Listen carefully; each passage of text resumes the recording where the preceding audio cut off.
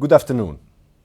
Yesterday, the permanent judges of the ICTY held an extraordinary plenary session to elect the president and vice president of the tribunal.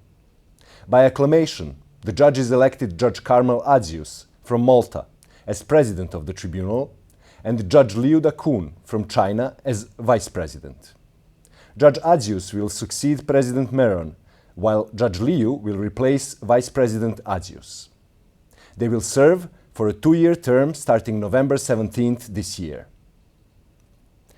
Last week, on the 13th of October, President Theodore Meron presented the tribunal's 22nd annual report and the 3rd annual report of the Mechanism for International Criminal Tribunals to the UN General Assembly. In his speech, President Meron reported on the tribunal's significant progress in completing the last of its proceedings and highlighted the mechanism's achievements of the past year, as well as its ongoing challenges. President Meron's speech before the UN General Assembly, as well as the annual reports, are available on the Tribunal's and Mechanism's websites. I will now turn to several recent decisions. In the case of Momir Nikolic, a public redacted version of President Meron's decision to grant Nikolic early release was filed on the 12th of October 2015. The decision was initially issued on the 14th of March 2014. Momir Nikolic pleaded guilty to the persecution of Bosnian Muslim civilians in Srebrenica in 1995. He was sentenced in December 2003 by the trial chamber to 27 years imprisonment. This sentence was subsequently reduced to 20 years imprisonment by the appeals chamber in March 2006.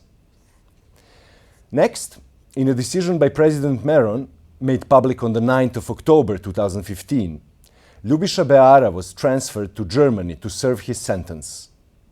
The decision was initially issued on the 28th of May this year. Beara was sentenced to life imprisonment for a range of crimes, including genocide, committed in 1995 after the fall of the enclaves of Srebrenica and Žepa in Bosnia and Herzegovina. Beara's sentence was affirmed by the appeals chamber in January this year. In the Prlić and others case, a status conference has been scheduled to take place on Monday, the 23rd of November, at 3 in the afternoon in courtroom number 1. Finally, as a reminder, the court will be closed tomorrow for UN Day, which is observed on the 24th of October. This date will also mark the 70th anniversary since the entry into force of the UN Charter in 1945. The tribunal will reopen on Monday. Thank you.